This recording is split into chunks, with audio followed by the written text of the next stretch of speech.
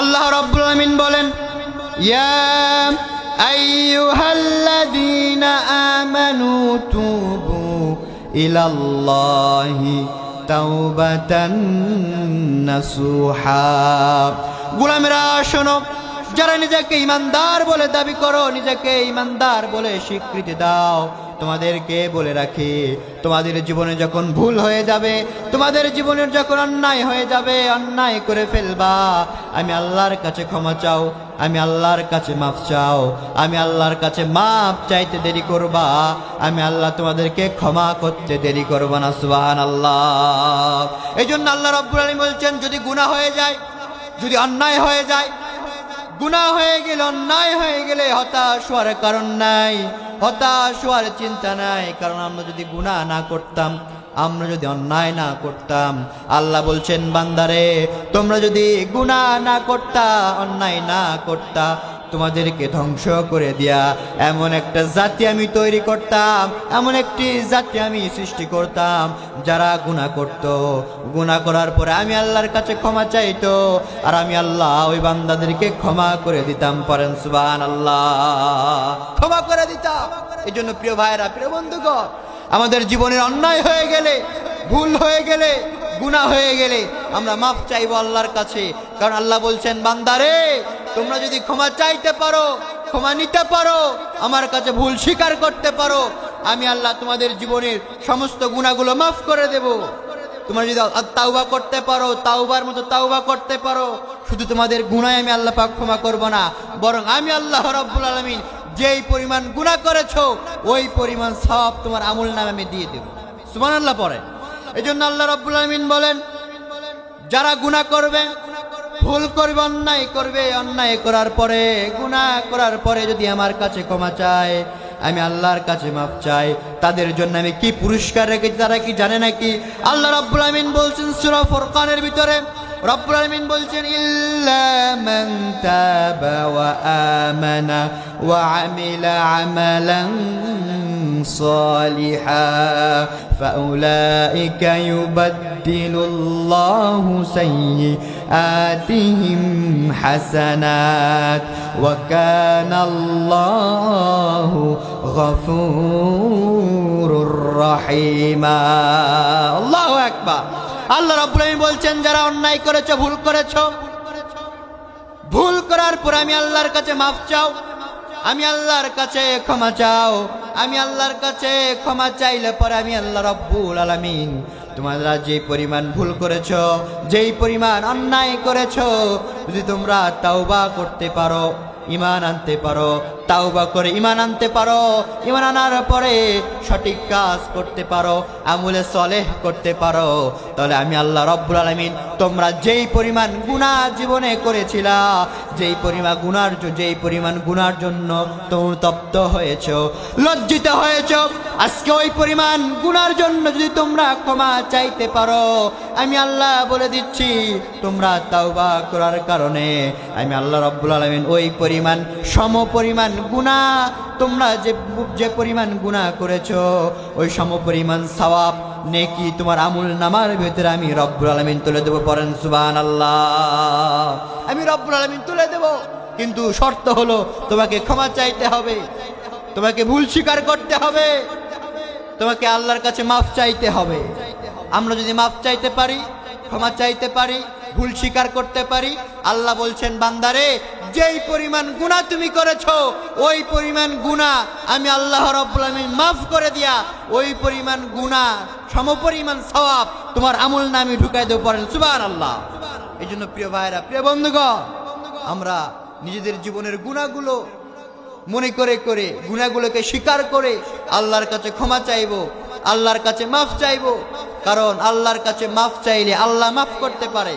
আল্লাহ ছাড়া পৃথিবীর কেউ আমাদের গুনাহ মাফ করতে পারে না। এই জন্য প্রিয় ভাইরা, প্রিয় বন্ধুগণ, আমাদের জীবনের অন্যায় আছে, ভুল আছে, জুলুম আছে, চাঁদাবাজি আছে, টেন্ডারবাজি আছে, যত কিছু থাক না কেন, আপনি কত গুনাহ করেছেন, আপনি কি অন্যায় করেছেন, মনে রাখবেন, আপনার অন্যায়, আপনার গুনাহ, ভালো করে কানগুলো খরগোশের মতো খাড়া করে দেন। আপনার অন্যায়, আপনার গুনাহ, আপনার পাপ যদি হয় খাল বিল আর নদী নালার পানির সমান, তবে আমার আল্লাহর দয়া হলো আকাশের সমান। সুবহানাল্লাহ বলবেন না? আমার আল্লাহর দয়া বেশি, প্রচুর দয়া। আপনি যত গুনাহ করেন না কেন, আমার আল্লাহ সব মাফ করতে পারে। আপনি গুনাহ করতে করতে যদি পাহাড় সমপরিমাণ করে ফেলেন, তবে জেনে রাখবেন আমার আল্লাহর দয়া আরশের সমান। আপনার অন্যায়, আপনার গুনাহ যত বড়ই হোক না কেন, আপনার দয়ালুর দয়া, আপনার মালিকের দয়া, আপনার রবের দয়া তার থেকেও বেশি। এই জন্য প্রিয় ভাইরা, প্রিয় বন্ধুগণ, আপনার অন্যায়, আপনার অবিচার, আপনার গুনাহ যত বড়ই হোক না কেন, আমার আল্লাহর দয়া, আমার আল্লাহর মায়া অনেক বেশি। এই জন্য ক্ষমা চাইতে হবে কার কাছে? সবাই বলতে মুসলমান, ক্ষমা চাইতে হবে কার কাছে? আল্লাহর কাছে ক্ষমা চাইতে হবে, কারণ তিনিই ক্ষমা করতে পারেন। আমার গুনাহ যত বড়ই হোক না কেন, ফ্রাস্ট্রেট হওয়া যাবে না, হতাশ হওয়া যাবে না। আজকাল যুবকেরা একটুতেই হতাশ হয়ে যায়, একটুতেই ফ্রাস্ট্রেট হয়ে যায়। যুবকদেরকে বলতে চাই, খবরদার, হতাশ হওয়ার কোনো কারণ নাই, ভয় করার কোনো কারণ নাই। আপনার কত ওয়াক্ত নামাজ কাজা হয়েছে, আপনি কয়টা প্রেম করেছেন, আজ থেকে তাওবা করেন, আজ থেকে আল্লাহর কাছে খালেস তাওবায়ে নাসুহা করে, একবারে খালেস তাওবা। আপনি একনিষ্ঠভাবে তাওবা করে আল্লাহর দরবারে ফিরে আসেন, আল্লাহর কাছে মাফ চান। আল্লাহ বলছেন, বান্দারে, ইন্নাহু হুয়াল গফুরুর রাহিম, তুমি যত বড় গুনাহই করো না কেন, আমি আল্লাহর কাছে তাওবা করে গুনাহ ছেড়ে দিয়ে মাফ চাও, আমি আল্লাহ তোমার সব গুনাহ মাফ করে দেবো। সুবহানাল্লাহ। এই জন্য প্রিয় ভাইরা, প্রিয় বন্ধুগণ, আমরা আল্লাহর কাছে ক্ষমা চাইব।